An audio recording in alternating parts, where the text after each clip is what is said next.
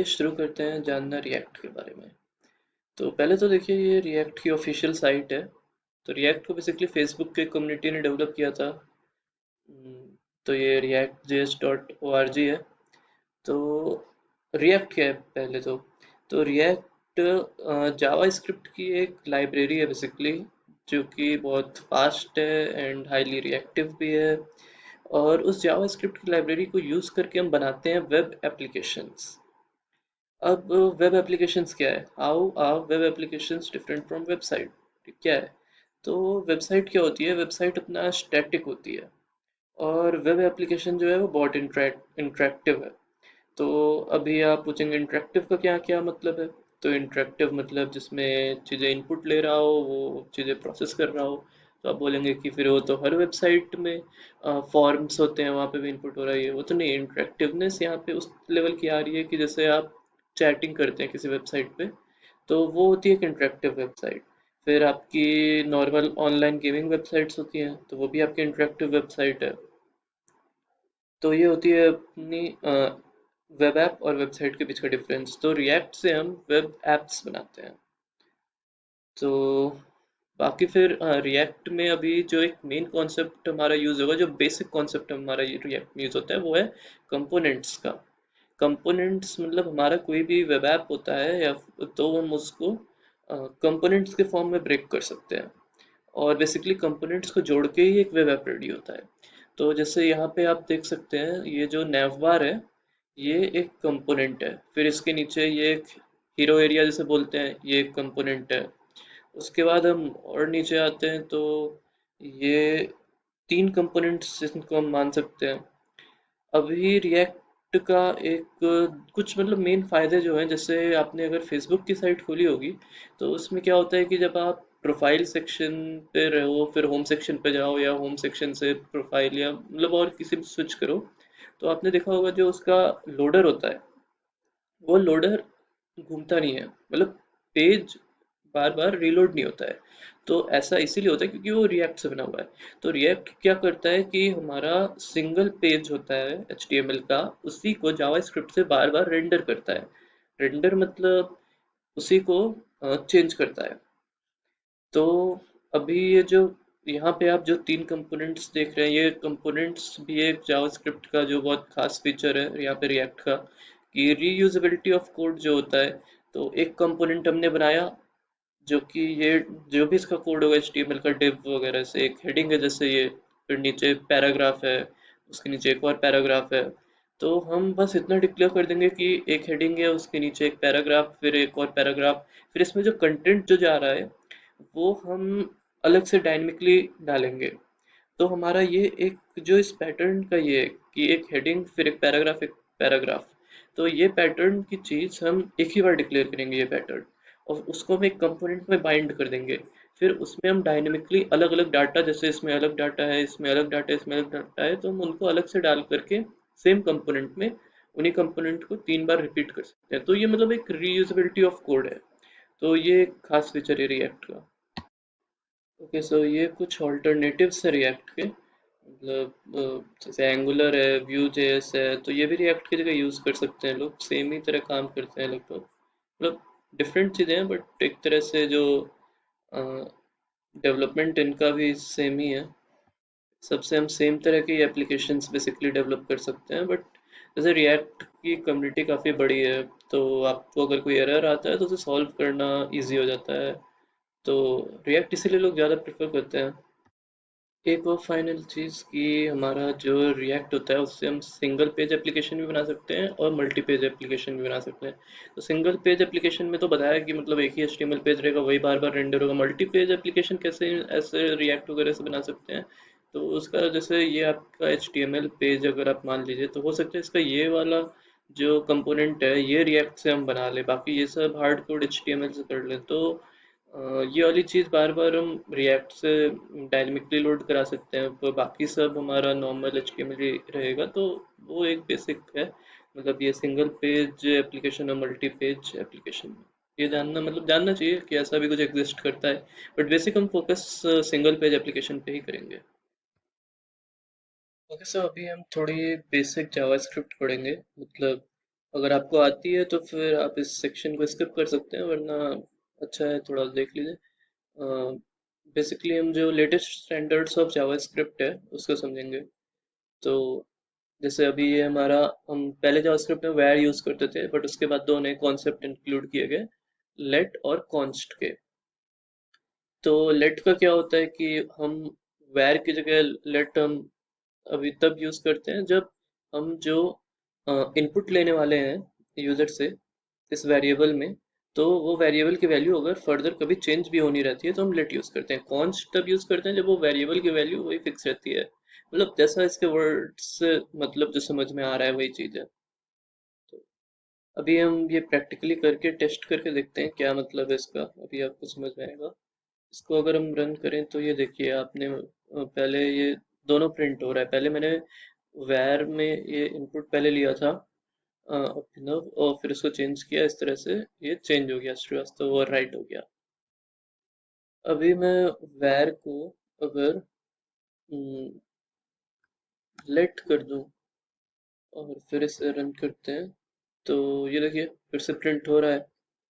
But अगर इसी late को मैं कॉन्स्ट कर दूं और फिर रन करूं, ये देखिए एरर आ गया।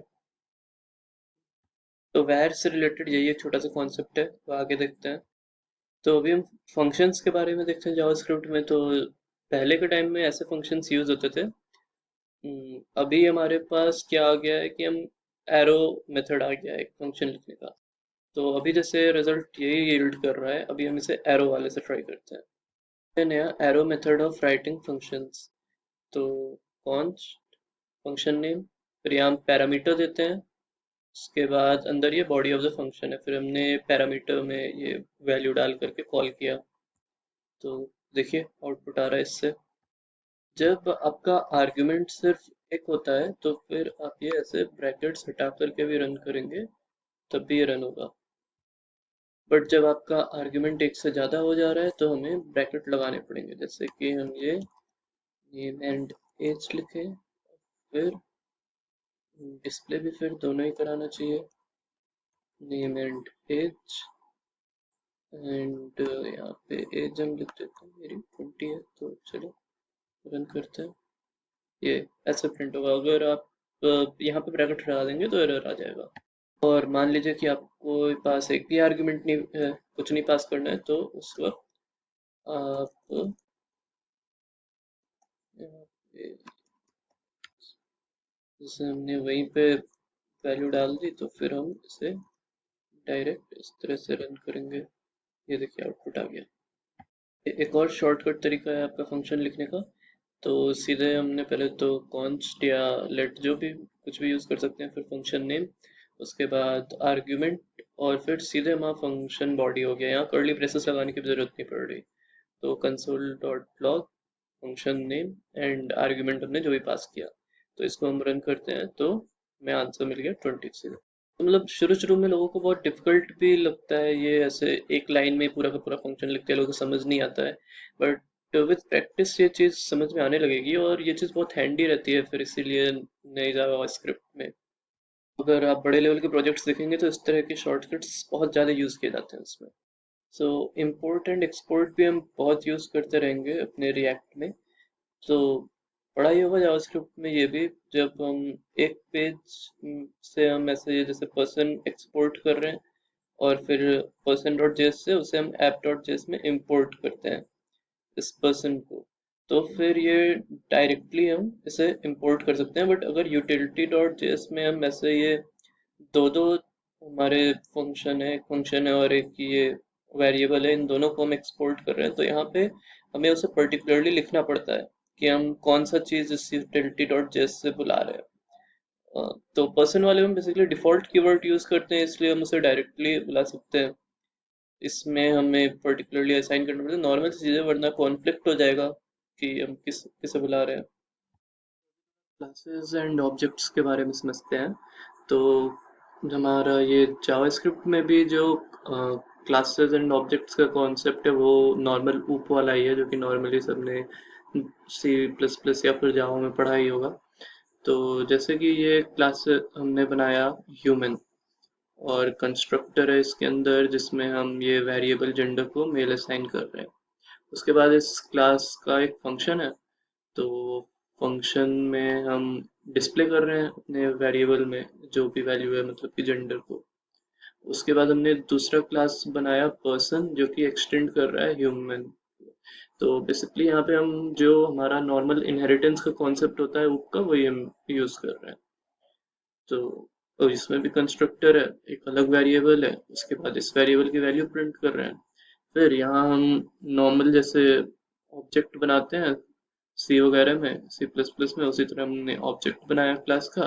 फिर उन ऑब्जेक्ट से फंक्शंस को कॉल किया। तो अभी हम इसे अगर रन करें तो ये आउटपुट नहीं दिखाएगा। क्यों? क्योंकि एक चीज़ डिफरेंट होता है हमारे ये जावास्क्रिप्ट में। जब हम बनाते हैं ऐसे क्लास एंड फंक्शन, तो फिर इसमें हमें एक सुपर कीवर्ड ऐड करना रहता है जब हम इनहेरिटेंस का कॉन्सेप्ट यूज करते हैं। तो जैसे हमने सुपर ऐड किया, रन किया, तुरंत आउटपुट आया।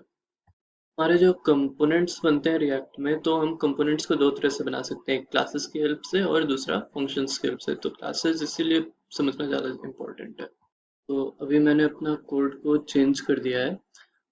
इसमें आप देखिए ये जो कंस्ट्रक्टर था उसे हटा दिया।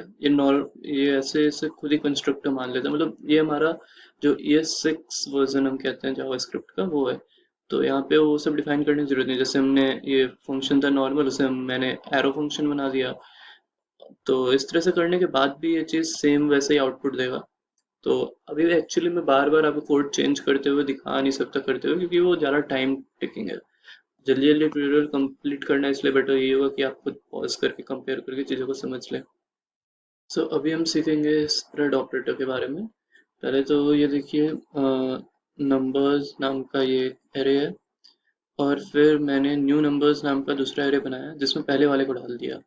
तो अभी हम इसे अगर रन करेंगे तो ये देखिए ये एरे के अंदर एक एरे आया है। बट हमारा एक ये स्प्रेड ऑपरेटर है जिसे हम थ्री डॉट से इंडिकेट करते हैं। तो ये लगा दो ऐसे। तो ये देखिए 1 2 3 उसके बाद 4।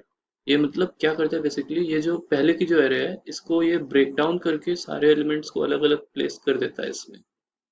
जैसा कि ये ब्रेक डाउन किया इसको 1 2 3 को, और फिर वापस से इंसर्ट कर दिया इसमें। तो ये काम होता है हमारा इसका स्प्रेड ऑपरेटर का। तो अभी हम स्प्रेड ऑपरेटर्स को ऑब्जेक्ट के ऊपर भी ट्राई करके देखते हैं। पहले तो ये देखिए एक नॉर्मल ऑब्जेक्ट मैंने बताया, और फिर एक दूसरा ऑब्जेक्ट बनाया जिसके में ये पहला वाला ऑब्जेक्ट मैंने डाल दिया। फिर कंसोल डॉट लॉग दूसरे वाले ऑब्जेक्ट को करेंगे। तो ये किया रन। तो ये देखिए पहले ऑब्जेक्ट का तो प्रिंट हो रहा है एज, साथ में दूसरे ऑब्जेक्ट का किस तरह से प्रिंट हो रहा है, मतलब बता रहा है कि एक दूसरा ऑब्जेक्ट इसका एलिमेंट है जिस ऑब्जेक्ट के अंदर ये वैल्यू है। अभी हम इसी में अगर हम अपना ये 3 डॉट वाला लगा दें spread operator, so here you see as, और तुरंत सीधे नीचे नॉर्मल जैसे दूसरा ये एलिमेंट हो इसी ऑब्जेक्ट का उस तरह से नेम प्रिंट हो गया। एक और छोटा सा कॉन्सेप्ट है जिसे हम डिस्ट्रक्टिंग बोलते हैं। तो बेसिकली हमारा ये const numbers is equal to, मतलब एरे हमने बनाया है नंबर्स नाम का। उसके बाद ये हम नीचे एक दूसरा एरे हम डिफाइन कर रहे हैं जिसमें कि num1 num2 num3 है, और इज इक्वल टू नंबर्स लिख रहे हैं। तो इसमें यहाँ पे अभी क्या होने वाला है कि नंबर्स के जो 1 2 3 पोजीशन के जो एलिमेंट्स हैं, ये पर्टिकुलर इनमें रिस्पेक्टिव इनमें असाइन हो जाते हैं इन वेरिएबल्स में। फिर हम इसे कंसोल डॉट लॉग करेंगे। तो आइए देखिए रन करके 1 2 3 ऐसे रन हो रहा है। मान लीजिए कि अभी हम इसमें हमें ये वाला नहीं रखना है। तो अभी हम अगर इसे हम ऐसे भी सीधे रन कर सकते हैं। एक मिनट, तो कॉमा नहीं रहेगा, एक ही कॉमा में होगा ये। देखिए 1 और 3 सीधे हुआ, तो ये बीच का एक हमने गायब करके भी रन कर दिया। ये भी एक कॉन्सेप्ट है, मतलब जावास्क्रिप्ट का डिस्ट्रक्टिंग स्ट्रक्चरिंग बेसिकली कहते हैं इसको, sorry. Okay, so this is the last concept we are going to learn. यहाँ पे हम जैसे ये ऑब्जेक्ट एक बना रहे हैं कॉन्स्ट पर्सन नेम अभिनव, फिर एक दूसरा ऑब्जेक्ट बना रहे हैं कॉन्स्ट सेकंड पर्सन, उसके बाद ये फर्स्ट ऑब्जेक्ट को इस सेकंड ऑब्जेक्ट में डाल दे रहे हैं, एक तरह से उसका डाटा एलिमेंट बना दे रहे हैं। और फिर उसके बाद हम जो ये पहले वाला ऑब्जेक्ट था उसका ये नेम को चेंज कर दे रहे हैं। नेम वेरिएबल के वैल्यू को, और फिर हम कंसोल डॉट लॉग कर रहे हैं सेकंड पर्सन को, सेकंड ऑब्जेक्ट को। और इसको करने पे यहाँ आप देखिए, ये जो आ रहा है ये अभी भी अभिनव ही आ रहा है, मतलब ये पहले वाला वैल्यू ही आ रहा है, ये मतलब हमने चेंज किया था इस वैल्यू को बाद में, तो ये अपडेट नहीं हुआ। तो ऐसा क्यों हुआ? क्योंकि यहाँ पे ऐसा इसलिए होता है क्योंकि ये जो हम कॉपी क्रिएट कर रहे हैं कौन पर्सन से इसको सेकंड पर्सन में, तो ये जो कॉपी है ये कॉपी बाय वैल्यू है, कॉपी बाय रेफरेंस नहीं। अगर ऊपर पढ़ा होगा आपने तो ये चीज़ आपको समझ में आ रही होगी कि कॉपी बाय रेफरेंस में कैसे हम एड्रेस को कॉपी कर देते हैं, और फिर वैल्यू अगर हम अपडेट करेंगे तो फिर जहाँ पे भी कॉपीड रहेगा वहाँ पे भी अपडेट हो जाएगा। बट यहाँ हमने डाटा का सीधे कॉपी किया है, तो हमने सेकंड वाले जगह पे कोई चेंजेस नहीं किए हैं, जबकि जो पहला वाला हमारा डाटा था तो वहाँ पे हम सब चेंज करें, इसलिए अपडेट नहीं हो रहा। तो इसी के साथ अब जावास्क्रिप्ट का कॉन्सेप्ट नहीं खत्म कर रहे हैं, इससे ज़्यादा और कुछ नहीं रखेंगे। बाकी कुछ और अगर थोड़ा बहुत टिपिकल चीज़ रहेगा तो हम कोड के टाइम पे ही समझ लेंगे उसे, जब हम अभी रिएक्ट शुरू करते हैं इसके बाद। ठीक है सर, थैंक यू।